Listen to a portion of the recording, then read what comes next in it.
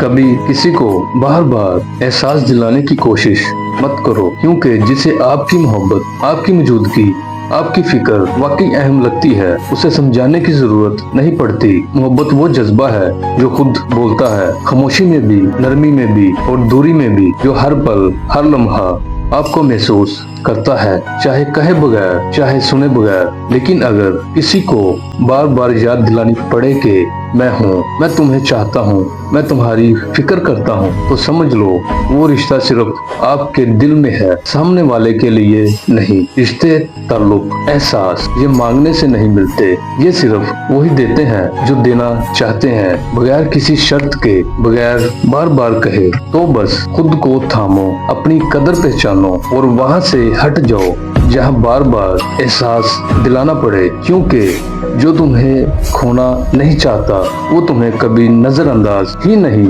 करेगा।